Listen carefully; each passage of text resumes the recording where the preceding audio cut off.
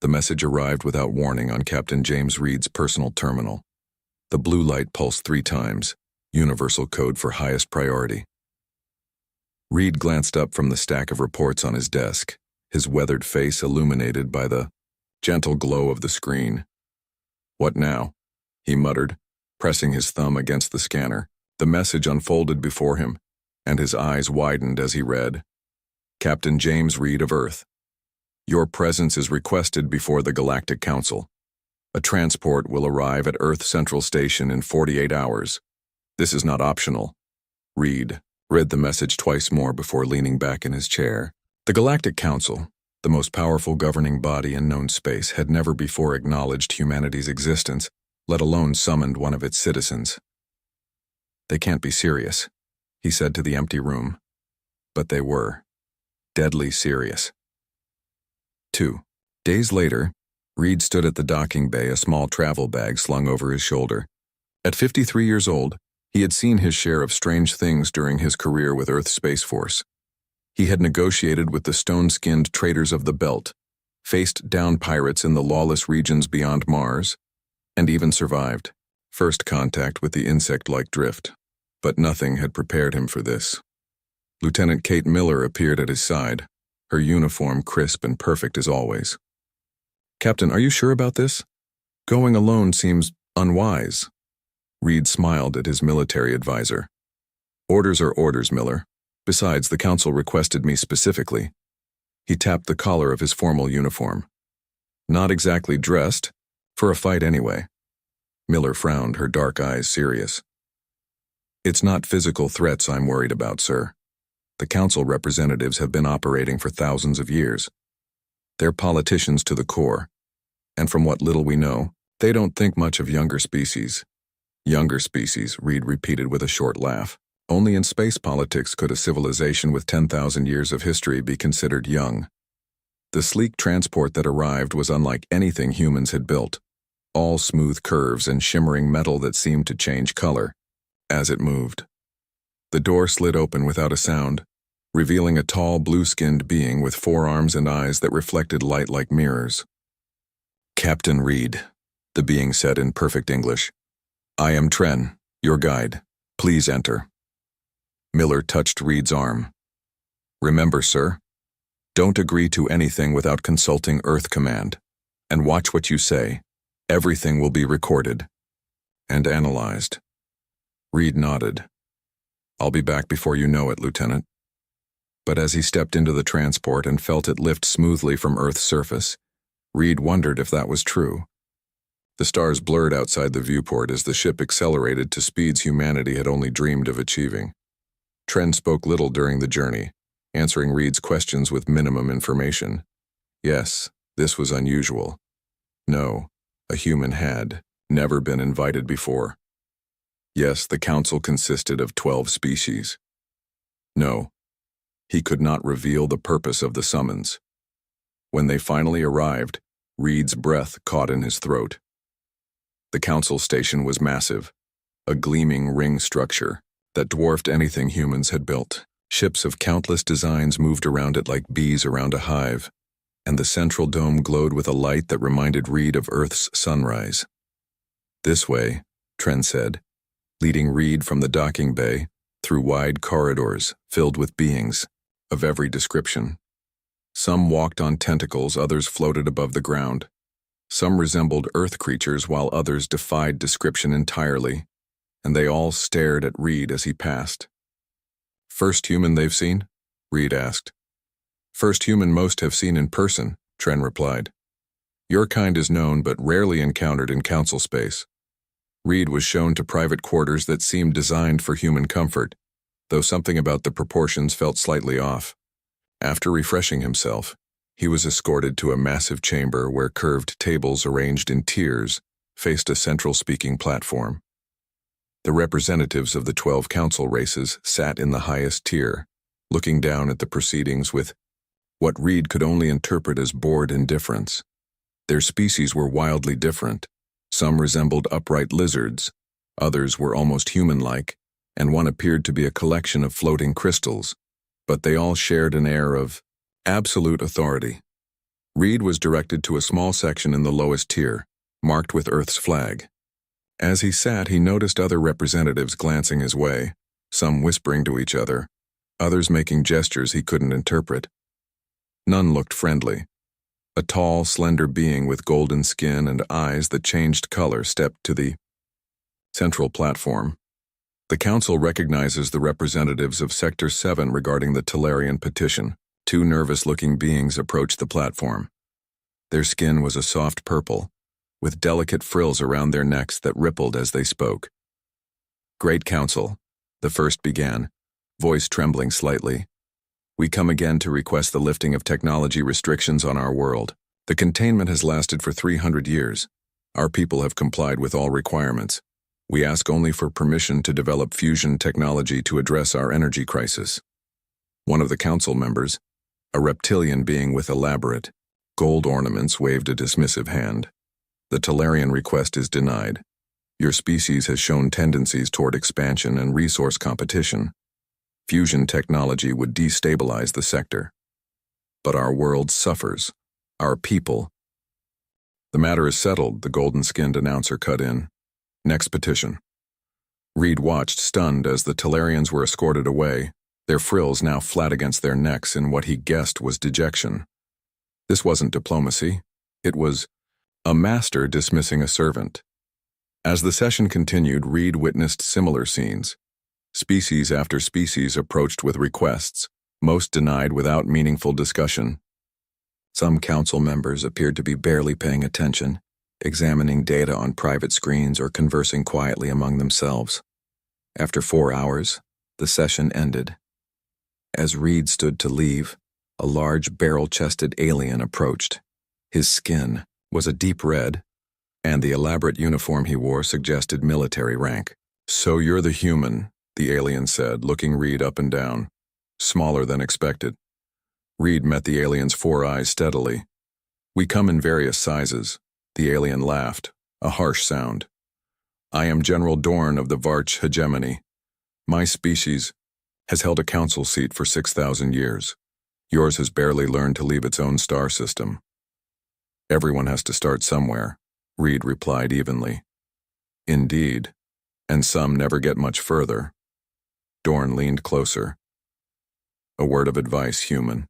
The Council has maintained peace and order for longer than your species has had written language. Those who understand their place prosper. Those who don't." He glanced meaningfully toward the doorway where the Tellarians had exited. Before Reed could respond, a melodious chime sounded and the golden-skinned announcer approached. "Captain Reed, the Council will see you now in the inner chamber." Reed nodded to Dorn. "If you'll excuse me, General. Duty calls." As he followed the announcer down a long corridor, Reed couldn't shake the feeling he was walking into something far more complex than a simple diplomatic meeting.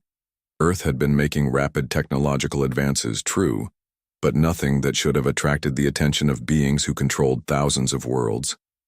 The inner chamber was smaller, but even more imposing.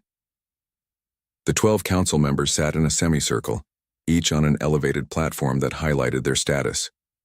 The center seat was occupied by a being who appeared almost human, except for the subtle glow emanating from beneath his skin. "James Reed of Earth," the central figure said, voice resonating with unnatural clarity. "I am Lord Vex, High Speaker of the Council. You are brought here because your world stands at a crossroads." Reed bowed slightly. "High Speaker, I'm honored, but confused. Earth has had contact with non-human species for decades. Why this summons now?" Lord Vex's expression remained neutral. "Your recent quantum communication breakthrough has drawn our attention. Such technology in the hands of a species with your particular history requires careful monitoring." "Monitoring?" Reed felt a chill run down his spine. "Nothing to concern yourself with. The Council merely wishes to ensure proper development paths for younger civilizations. Earth will be assigned advisors to guide your technological and economic progress, for your own protection, of course." The words were diplomatic, but Reed had spent enough time in command to recognize a threat when he heard one. This wasn't an Invitation to join the galactic community. It was the first step toward the same containment he had witnessed earlier. I appreciate the Council's concern, Reed said carefully, but Earth has its own development path. We've overcome considerable challenges to reach the stars. A ripple of what might have been amusement passed through the Council members. All species believe themselves exceptional, said a counselor, whose body seemed composed of shifting liquid metal. Yet all benefit from Council guidance. This is not a negotiation, Captain Reed. It is a courtesy notification. Reed's jaw tightened, but he maintained his diplomatic expression. I'll convey the Council's message to Earth's leadership. See that you do, Lord Vex said with finality. You will attend Council sessions as an observer until formal protocols are established. Your world's cooperation will determine its status moving forward. As Reed was escorted back to his quarters, his mind raced. The message was clear. Submit to Council authority, or face containment, like the Talarians. Earth's hard-won independence hung in the balance, and he was the only human present to defend it. He would need allies, information, and most of all, a plan. Because one thing was certain, Captain James Reed had not come all this way across the stars to watch humanity bow its head in submission. 3 weeks had passed since Reed's arrival at the Council station, and each day had only deepened his concerns. He sat now in the observation tier of the Grand Chamber, watching yet another species petition for basic rights. The Moravians, gentle beings with translucent skin that revealed the slow pulse of their 3 hearts, were requesting permission to expand their colony on a neighboring moon. The Council has considered your request, Lord Vex announced from his elevated position. The expansion is denied. Your current territory is sufficient for your needs. But our population has grown beyond sustainable levels, the Moravian representative pleaded, voice wavering. We simply ask for, perhaps you should focus on population control rather than territorial expansion, interrupted a council member with feathered crests that rippled with apparent irritation. The matter is closed. Reed watched the Moravians' shoulders slump in defeat as they were escorted from the chamber. It was a scene he had witnessed dozens of times now. Always the same result. Always the same dismissal of legitimate needs. He made a note on his datapad, adding this incident to his growing collection. A pattern was emerging, one that turned his stomach. The Council didn't govern the galaxy. They controlled it with an iron grip. Disturbing, isn't it? Came a soft voice beside him. Reed turned to find a small, gray-skinned being with large, expressive eyes taking the seat next to him. The creature's species was unfamiliar to him. I'm sorry, Reed replied cautiously. The way they dismiss them, as if their lives mean nothing. The being extended a 6-fingered hand. I am Trell, data archivist for the Council Records Division. Reed shook the offered hand. Captain James Reed, Earth. I know who you are, Captain. The first human to walk these halls. Quite the honor. Trell's tone suggested it was anything but. Reed glanced around to ensure no one was paying attention to their conversation. An honor to be told my planet will be guided whether we want it or not. Trell's mouth twisted into what might have been a smile. You catch on quicker than most. It took the Bellerans 3 representatives before they understood what guidance really meant, and what happened to them. Their civilization now produces luxury goods for Council worlds. Their children are taught that technology beyond consumer electronics leads to societal collapse. They haven't launched a spacecraft in 200 years. Reed felt cold anger settling in his chest. Why are you telling me this? Trell leaned closer. Because I've been watching you, Captain. You don't just sit here like the other observers. You pay attention. You take notes. You ask questions. Dangerous habits in a place like this? Very. Trell's large eyes blinked slowly. Meet me at Level 7, Section D, Archive Room 12, after the evening meal. Come alone. Before Reed could respond, Trell stood and walked away, blending into the crowd of representatives exiting as the session ended. Reed spent the afternoon in careful consideration. This could be a trap, a test of his loyalty to the Council's agenda, but his instincts told him otherwise. Trell had seemed genuinely concerned, perhaps even afraid. When evening came, Reed made his way to the specified location, moving casually but alert for any sign of surveillance. The archives were in a less traveled section of the station, corridors dimly lit and quiet. Trell was waiting inside a small room filled with data terminals. The door slid shut behind Reed with a soft hiss. "I've disabled the monitoring systems. For precisely 8 minutes," Trell said without preamble. "After that, they will resume normal function." "Why the secrecy?" Trell's fingers moved rapidly over a terminal. "Because what I'm about to show you would cost me my life if discovered." The screen illuminated with historical records, charts, and images from dozens of worlds. "This is the true history of Council. Expansion, not the sanitized version taught to member species." Reed leaned forward, eyes narrowing as he absorbed the information. The records showed a systematic pattern of suppression spanning thousands of years. Any civilization that developed technology that might challenge Council dominance was swiftly contained, their development artificially stunted, their resources redirected to benefit Council worlds. This can't be legal. Even under Council law, Reed said, anger rising in his voice. "The Council makes the law," Trell replied simply. "And they've been doing this since before your ancestors invented the wheel. Over 3,000 civilizations, Captain. 3,000 potential allies for humanity, all kept in carefully managed states of dependence." Reed's military training kicked in, his mind already calculating implications. "And Earth is next. Earth is already targeted." Trell brought up a new screen showing detailed analysis of human technology, culture, and potential. The quantum communication breakthrough was merely the trigger. Your species' rate of development has been flagged as concerning for decades. Because we might eventually challenge them? Because you already are. Trell's large eyes held Reed's gaze. "Humans solve problems differently. You adapt quickly. You cooperate in crisis despite your differences. Most importantly, you question authority, a trait the Council finds particularly troublesome." Reed thought of humanity's bloody history, its wars and struggles. "They don't know us very well if they think we'll simply accept their guidance, which is exactly why they won't give you a choice." Trell pulled up another document, a formal Council directive dated just 3 days earlier. Economic sanctions first, then technology restrictions, finally, if necessary, direct intervention. The terminal suddenly beeped.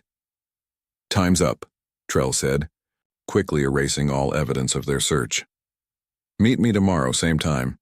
I can give you access to more records." "Why are you helping me?" Reed asked as they prepared to leave. "You're risking everything." Trell was quiet for a moment. "My homeworld was contained 500 years ago. We were developing neural interface technology that would have rendered Council communication monopolies obsolete. Now my people build luxury entertainment systems for Council elites and believe we're fortunate to have such benevolent overlords." Trell's voice hardened. "I help you because somewhere, someone must break this cycle." Later that night, Reed sat in his quarters sending an encrypted message to Lieutenant Miller back on Earth. The station's communication systems were undoubtedly monitored, but Miller had provided him with encryption algorithms that should confuse even the Council's advanced systems. "Miller," he wrote, "what we suspected is worse than imagined. Earth is being targeted for economic containment. Gathering evidence, alert command, but be discreet. Humanity needs to prepare. Reed out." As Reed prepared for bed, his door chimed. He opened it to find a tall, elegantly dressed Council aide standing there. "Captain Reed," the aide said smoothly. "Lord Vex requests your company for dinner tomorrow evening. A small gathering of dignitaries. Quite an honor for an observer." Reed forced a smile. "Please tell Lord Vex I would be delighted." After the aide departed, Reed's smile vanished. This was no honor. It was surveillance, perhaps even intimidation. Lord Vex wanted to assess just how much trouble this human might cause. The following evening found Reed in formal dress uniform, seated at an ornate table with representatives from a dozen worlds. Lord Vex presided at the head, his skin glowing softly in the dim light. Captain Reed, Lord Vex said, raising a crystal glass. How are you finding council proceedings? Enlightening, I hope? All eyes turned to Reed, evaluating, testing. Very educational, Reed replied carefully. I've never seen such efficient governance. A ripple of laughter moved around the table. The human has a diplomatic tongue, said General Dorn, the red-skinned military officer Reed had met earlier. Though one wonders what he really thinks of our efficiency. Reed took a sip from his glass. I think any system that has maintained stability for thousands of years deserves study. Indeed, Lord Vex said, though some species require more guidance than others to appreciate stability. Your Earth history suggests a certain restlessness with authority, a trait you would do well to manage. The threat was thinly veiled. Before Reed could respond, another council member spoke up. I find human culture fascinating, she said, her crystalline body reflecting light as she moved. So primitive in many ways, yet oddly advanced in others. Their entertainment, for instance, so visceral and emotional. And their warfare, added another. Brutal, but innovative. Such a waste of potential. Reed realized they were speaking about humanity as if he weren't present, as if humans were specimens to be dissected and analyzed rather than equals. The conversation continued around him, council members casually discussing how Earth's resources might best be utilized, and which human cultural elements should be preserved once full integration began. They weren't even bothering to hide their intentions anymore. In their minds, Earth's fate was already decided. Humanity's future would be determined not by its own people but by these beings who viewed them as little more than clever animals. As the evening wore on, Reed maintained his polite exterior while his mind worked furiously. The council feared no one because for millennia, no one had dared to challenge them. Species after species had bowed to their will, accepting guidance that amounted to subjugation. But humanity would be different. Reed would make sure of it. He just needed more evidence, more allies, and a plan that even the ancient all-powerful council wouldn't see coming. As he excused himself at the end of the dinner, Lord Vex caught his arm. Captain, he said quietly, a word of advice. The council appreciates those who understand their place in the greater order. It would be unfortunate if Earth's representative failed to grasp the opportunity being offered. Reed met the high speaker's glowing eyes. I understand perfectly, Lord Vex, more each day. And he did understand. The question now was what he would do about it, and whether one human's voice could possibly make a difference against the most powerful governing body in the galaxy. Reed's quarters aboard the station had begun to resemble a command center. Scattered across his desk were data pads filled with information, historical records, council proceedings, testimonies from representatives of suppressed worlds. What had started as suspicion had grown into certainty. The Galactic Council wasn't just controlling, it was systematically exploitative. A soft chime from his communication device interrupted his thoughts. It was Lieutenant Miller responding to his latest encrypted message. Captain, her holographic image flickered to life, small but clear. Earth Command has received your reports. They're concerned, to put it mildly. Reed ran a hand through, his hair now showing more gray than when he'd arrived. Concerned isn't enough, Miller. The Council isn't planning to welcome us to the galactic community. They're planning to dismantle our independence. I know, sir. That's why I've been authorized to tell you that contingency plans are being developed, but we need more time. Time is exactly what we don't have, Reed replied, keeping his voice low despite the counter-surveillance device humming quietly in the corner. In 3 days, the Council votes on the first phase of Earth's integration. Once that happens, the wheels start turning. Miller's expression was grim. What about the evidence you've gathered? Can you present it? Not alone. I need allies. And I think I've found some. Reed glanced at his door. I have to go. Keep command on alert. As Miller's image faded, Reed checked the time. He had 30 minutes before his next meeting, a clandestine gathering that could either save Earth or doom him as a troublemaker to be removed. The station's garden level was one of the few places where private conversations might go unnoticed amid the exotic plants and ambient sounds of flowing water. Reed sat on a bench near a cascading blue waterfall, appearing to enjoy the view while actually watching for his contacts. The first to arrive was Trell, moving casually through the garden as if simply taking a stroll. Next came a tall insectoid, being named Kiv, representing a species that had been guided into providing agricultural resources for Council worlds. Then Jorah, a furry humanoid whose people had once been brilliant engineers before being restricted to producing decorative art. One by one, 7 representatives of different worlds joined Reed in what appeared to be casual conversation, but was actually the most dangerous meeting any of them had ever attended. "What you're suggesting is unprecedented," Kiv said, mandibles clicking softly with agitation. "No one challenges council decisions openly." "Which is exactly why it might work," Reed argued. "They don't expect resistance. They've grown comfortable in their power." Jorah's fur rippled with anxiety. "The risk is extreme if we're discovered." "We're already discovered," came a new voice. All heads turned to see a council security officer approaching, his uniform marking him as high-ranking. Reed tensed, preparing for arrest, or worse. But the officer simply sat down among them. "Officer Malk," he introduced himself quietly. "Internal Security Division. And before you panic, I'm here to help."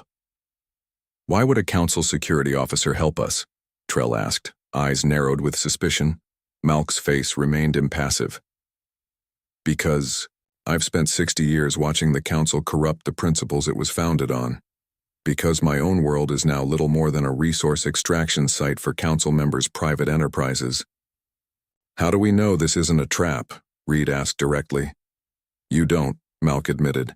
"But right now I'm your only chance of accessing the central archives where the original council charter is stored, the document that proves how far they've strayed from their mandate." Reed studied the officer's face, looking for deception.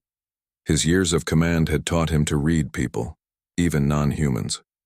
What he saw was bitter determination, not treachery. "What do you propose?" Reed finally asked. "Tonight, during third shift, I can get you into the archives for exactly 20 minutes. Enough time to download the original charter and the secret protocols that violate it." The group exchanged glances, each weighing the tremendous risk against the necessity of action. "I'll go," Reed decided. "Alone. The rest of you maintain your normal routines. If I'm caught, you can still carry on." Still. Later that night, Reed moved through the dimly lit corridors of the station's restricted levels. Officer Malk had provided him with security credentials that would bypass most scanners, but if he encountered live guards, no fake ID would save him. The central archives were housed in a separate section of the station, accessible only to high-ranking council officials. As Reed approached the main entrance, he saw 2 guards standing watch, an unexpected obstacle. He ducked into a side passage, considering his options. A direct approach was impossible, but then he noticed a maintenance hatch at the end of the corridor, possibly another way in. The hatch led to a narrow service tunnel, barely wide enough for Reed to crawl through. The air was stale, and distant machinery hummed as he made his way forward, guided by the station schematics Malk had provided.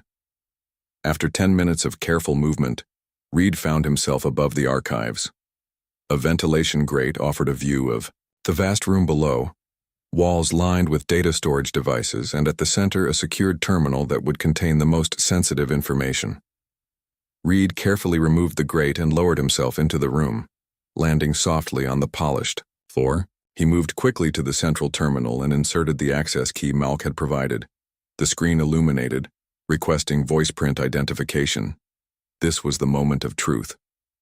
Malk had recorded his own authorization, modified to bypass the security protocols. Reed played the recording, holding his breath. For a terrifying moment, nothing happened. Then the screen changed, displaying access granted. Reed worked quickly, navigating through layers of classification to find the original council charter. When he found it, his suspicions were confirmed. The founding document spoke of unity, mutual aid, and respect for all sentient life. It explicitly prohibited interference in developing civilizations except in cases of imminent self-destruction. More damning were the secret protocols enacted over thousands of years, protocols that systematically undermined the Charter's principles, replacing them with policies of control and exploitation. Reed downloaded everything to a secure device, heart pounding as he watched the progress bar slowly fill. 90%, 95. A door slid open at the far end of the room. Reed ducked behind a data column as a security patrol entered, their lights sweeping across the archives. "Sensor anomaly in this section," one guard said. "Probably another. System glitch. Check it anyway," the other replied. "Better safe than sorry." Reed glanced at his device. Download complete. Now he just needed to escape without being discovered. The guards moved methodically through the archives, checking each row. They would find him in minutes. Reed looked up at the open ventilation shaft, too far to reach without being seen. Instead, he removed a small device from his pocket, a gift from Lieutenant Miller. Only in an emergency, she had told him. This qualified. He activated it and tossed it to the far corner of the room. Seconds later, it emitted a series of alarms and flashing lights. "Security breach in Sector 12, one guard shouted, both running toward the distraction. Reed seized the moment, climbing onto a shelf and pulling himself back into the ventilation shaft. He replaced the grate just as the guards realized they'd been tricked. By the time they sounded a full alert, Reed was already halfway back to the service tunnel, the evidence safely secured. The next morning, Reed met with his allies in his quarters, sharing what he'd discovered.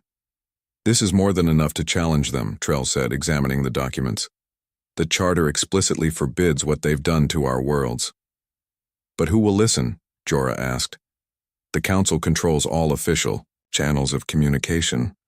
Reed smiled grimly. "That's where Earth comes in. Lieutenant Miller has informed me that our ships have been secretly positioned near enough to broadcast these findings to every world in Council space, using the same quantum communication technology that first drew their attention." Kiv's antennae quivered with excitement. "A galaxy-wide revelation?" "Exactly," Reed confirmed, "but timing is crucial. Tomorrow the Council votes on Earth's status. I've requested the right to address them before the vote. An ancient privilege they can't deny without openly violating their own procedures. They'll never let you finish once they realize what you're doing," Officer Malk warned. "They won't have to let me finish," Reed replied. "I just need to speak long enough for our ships to begin the broadcast.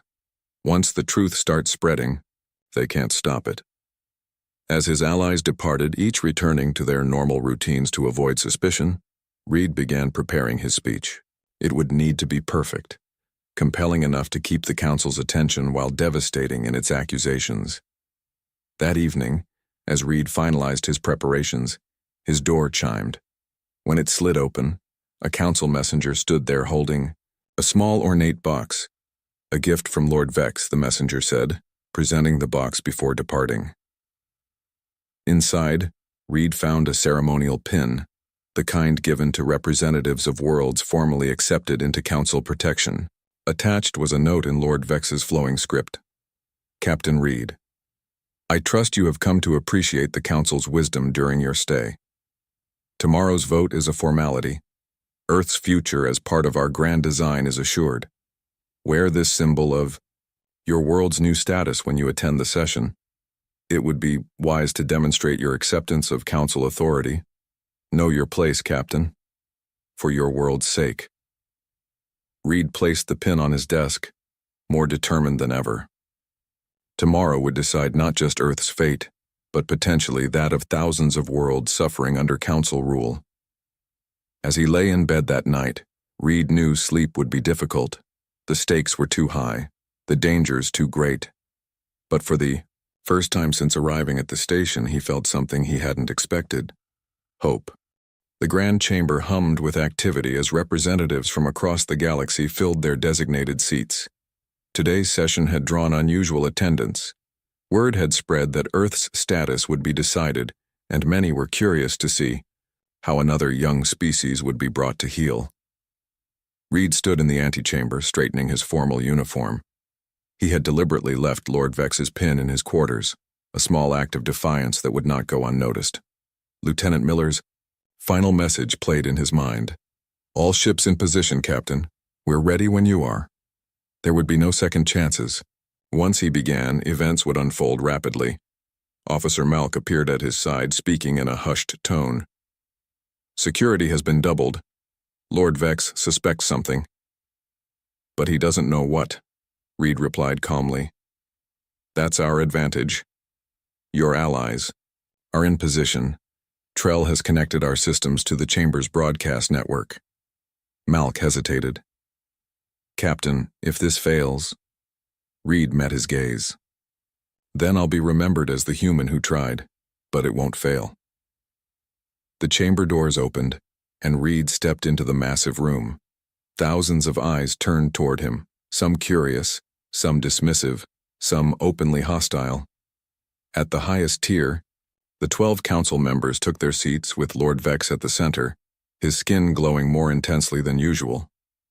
Reed noted General Dorn leaning toward Vex, speaking urgently. The High Speaker's eyes narrowed as they fixed on Reed's chest. Noticing the missing pin, the ceremonial chimes sounded, signaling the start of the session. "Representatives of the galactic community," Lord Vex's voice filled the chamber. "Today we address the formal integration of Earth into Council protection. Our evaluation has determined that humanity requires guidance to avoid the destructive technological paths that have claimed so many developing species." Murmurs of agreement rippled through the assembly. This was standard procedure, the council appearing benevolent while preparing to strip a world of its independence. The vote will now... "High Speaker!" Reed called out, his voice strong and clear. "Before the vote, I invoke the right of address." A hush fell over the chamber. The right of address was ancient, dating back to the council's founding, allowing representatives to speak before crucial votes. It was rarely used and even more rarely granted, but to deny it would violate the council's most fundamental procedures. Lord Vex's expression darkened momentarily before he composed himself. "The council recognizes Earth's representative. You may address the assembly, Captain Reed." Briefly, Reed strode to the central platform, aware that the next few minutes would determine the fate of not just Earth, but countless worlds. "Esteemed representatives," he began, his voice steady, "I stand before you today not just as Earth's voice, but as a witness to the greatest deception in galactic history." The chamber stirred uncomfortably. This was not the expected grateful acceptance of council wisdom. "For 3 weeks I have observed council proceedings. I have seen peaceful species denied basic rights. I have watched worlds with legitimate needs dismissed without consideration. And I have discovered the truth that has been hidden for thousands of years." Lord Vex leaned forward. "Captain Reed, this is not appropriate. I have accessed the original council charter," Reed continued, raising his voice, "a document that promised unity, mutual respect, and non-interference in developing civilizations." The security guards at the chamber's edge began moving toward the platform. Reed needed to speak faster. The council was founded to protect, not control, to nurture, not exploit. Yet today it does exactly the opposite. Reed activated a small device in his hand, projecting images above the platform. Evidence of council suppression taken from the archives. Gasps echoed through the chamber as the images changed rapidly, secret directives authorizing containment of promising civilizations, resource extraction plans disguised as development assistance, internal communications revealing the council's true motivations. "For millennia, you have feared technological competition." Reed's voice grew stronger, echoing through the suddenly silent chamber. "You have systematically prevented thousands of species from achieving their potential. You have violated your own founding principles for power and profit." "This is treason!" General Dorn shouted, rising from his seat. "Guards, remove the human!" Reed ignored him, continuing as the guards pushed through the crowd. "Even now, ships from supposedly primitive Earth are broadcasting these records to every world in council space. The truth can no longer be contained." The chamber erupted in chaos. Representatives shouted questions, demanded explanations, or sat in shocked silence. The guards reached the edge of the platform, weapons ready. Lord Vex's voice cut through the din. "Enough!" The chamber quieted, all eyes turning to the high speaker. "Captain Reed, you have violated council security, accessed restricted archives, and now spread dangerous misinformation. Your actions constitute a direct attack on galactic stability." Reed smiled. "Not misinformation, Lord Vex. Truth. Truth that you and your predecessors have hidden for generations." He turned to address the entire assembly.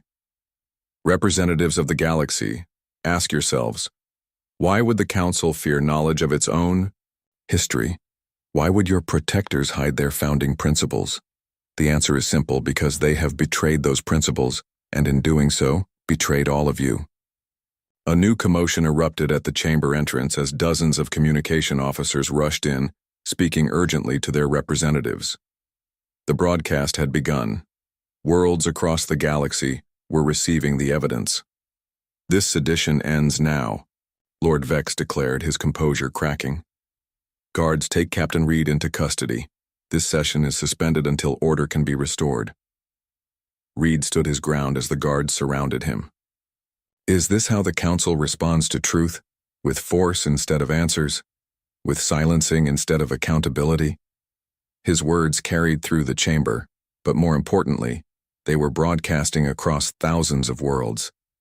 The message couldn't be stopped now. A representative from a mid-tier world stood. "I demand to know if these allegations are true. The images show council ships raiding my world's outer colonies. Actions we were told were pirate attacks." Another rose. "The resource allocations on these documents, they show my people receiving only 20% of our own mineral exports. Where has the rest gone for centuries?" More representatives began standing, calling out questions, demanding explanations. The once orderly chamber descended into passionate argument as centuries of suspicion crystallized into outrage. Lord Vex pounded his ceremonial staff, desperately trying to restore order. "Representatives, remember your place. The council has maintained peace for thousands of years." "Peace built on lies," Reed called out over the growing din. "Peace enforced through suppression and fear." General Dorn pushed past the council staff, his face contorted with rage. "Enough of this. I warned you about humans, Vex. Too unpredictable, too defiant." He drew a weapon, aiming it directly at Reed. "This problem has a simple solution." Before he could fire, Officer Malk tackled him from behind. Other security officers hesitated, uncertain who to obey as the chain of command visibly fractured before them. Reed used the moment to continue, his voice rising above the chaos. "Humanity will not accept guidance that means submission. We will not surrender our future to those who fear innovation, rather than embrace it. And we are not alone." He gestured to representatives of the worlds he had secretly allied with, Trell, Kiv, Jorah, and others, who now stood in unity. "The council fears no one because for too long no one has dared to speak against them," Reed declared. "That ends today. Today, a human speaks, but tomorrow, a galaxy answers." The guards finally reached Reed, surrounding him completely. Yet, even as they moved to take him into custody, the damage was done. The evidence was spreading across council space, impossible to contain. Representatives were demanding answers their leaders couldn't provide. The carefully maintained illusion of council benevolence was shattering. As Reed was led from the chamber, he caught Lord Vex's eye. The high speaker's glowing skin had dimmed, his expression a mixture of fury and something Reed hadn't seen before on any council member's face: fear. The guards marched Reed down the corridor, away from the tumultuous chamber. But he walked with his head high, knowing that for the first time in thousands of years, the council's absolute authority had been challenged. And the galaxy was listening. 3. Days had passed since Reed's speech, and the council station had transformed from an orderly seat of power to the epicenter of a galactic revolution. Reed sat in what had once been his cell but now served as his temporary quarters, watching reports flood in from across council space. The door slid open, and Lieutenant Miller entered, looking tired but triumphant. "Captain," she said with a crisp salute that quickly melted into a grin. "You look well for someone who just toppled a galactic government." Reed smiled, rising to greet her. "The council isn't toppled yet, Miller, just severely shaken." He gestured to the screens displaying news from dozens of worlds. "But it's a start." Miller handed him a data tablet. "Earth Command sends their congratulations. And these." Reed scanned the documents, official diplomatic credentials naming him Earth's ambassadorial envoy with full authority to negotiate on humanity's behalf. "They trust my judgment after I nearly started a galactic war?" Reed asked with a raised eyebrow. "They trust your judgment because you exposed a corrupt system without firing a single shot," Miller replied. "Though I'm still not sure how you managed to avoid execution after being arrested." Reed's expression grew serious. "We owe that to our allies." Officer Malk had more supporters in the security forces than even he realized. Once the evidence started spreading, many of them refused to follow orders. And then the coalition worlds threatened to cut off essential resources if you were harmed, finished a familiar voice. Trell entered the room, followed by representatives from a dozen worlds that had once been voiceless in council affairs. The small data archivist now moved with the confidence of someone who had found their purpose. "The coalition of free worlds now includes 37 former council subjects," Trell announced proudly, "with more joining hourly." Reed nodded in appreciation. "And the council members?" "Divided," said Kiv, the insectoid representative, mandibles clicking with satisfaction. "4 have resigned in disgrace. 3 more are facing removal demands from their own populations. The remaining 5 are desperately trying to save what they can of the old system." "Including Lord Vex?" Reed asked. A new voice answered from the doorway. "Lord Vex is no longer in a position to influence events." All eyes turned to see a tall, dignified council member enter. Unlike the others Reed had met, her manner was open, her eyes clear and direct. "Ambassador Reed, I am Counselor Nara." She introduced herself with a formal bow, one of the few who have long argued for reform from within, usually to be outvoted or ignored. Reed studied her carefully. "And now?" "Now those of us who remember the Council's original purpose have a chance to rebuild." She held out a small, crystal device. "This contains the formal dissolution of all containment protocols against Earth and other developing worlds, the first of many changes." Reed accepted the device but didn't activate it immediately. "Why the sudden change of heart among the remaining council members?" Nara's expression was grim. "Not a change of heart. A recognition of reality. The evidence you released has sparked protests on hundreds of worlds. Trade routes are disrupted. Decades of careful control have unraveled in days. The council can either reform or become irrelevant. Or worse," added Officer Malk, who had entered behind Nara. His uniform now bore new insignia marking him as commander of the station's security forces. "Lord Vex discovered this the hard way." "What happened to him?" Miller asked. "He attempted to deploy containment ships against Earth," Malk explained. "The crews refused his orders. When he tried to activate automated systems instead, his own staff removed him from command." Reed wasn't surprised. Tyrants often underestimated how quickly loyalty vanished when power began to crumble. "Captain," Counselor Nara said formally, "the remaining council members request your presence at an emergency session tomorrow. Not as an observer, but as Earth's full representative. There are matters to discuss." After Nara departed, Reed's allies gathered closer, their expressions a mixture of triumph and concern. "It could be a trap," Jorah warned, fur bristling with anxiety. "The old guard won't surrender power so easily." "It's not a trap," Trell assured them. "I still have access to internal communications. The council is in disarray. This is a genuine attempt to salvage what they can." Reed paced the room, considering their position. "Either way, we need to be prepared. Miller, what's the status of Earth's fleet?" "Positioned strategically throughout council space, as requested, officially on goodwill visits to newly liberated worlds." Reed nodded approvingly. "Trust but verify," a principle that would serve well in the uncertain days ahead. The following morning, Reed entered the Grand Chamber wearing Earth's formal, diplomatic attire rather than his military uniform, a conscious choice to emphasize his new role. The chamber, once filled with subservient representatives, now buzzed with energetic discussion, as formerly suppressed voices found the courage to speak openly. At the center tier, only 5 council members remained. The empty seats spoke volumes about how quickly power could collapse when its foundations were revealed as corrupt. Councillor Nara called the session to order. Representatives of all worlds, we convene today to address the crisis facing our galactic community. Reed took his place at a newly installed speaker's platform, positioned at equal height with the council members rather than below them. The D symbolism wasn't lost on anyone present. For thousands of years, Nara continued, the council has maintained what we called stability. Recent events have shown that this stability came at an unacceptable cost to many worlds. Today we begin the process of rebuilding our compact with each other, not as rulers and subjects, but as true partners.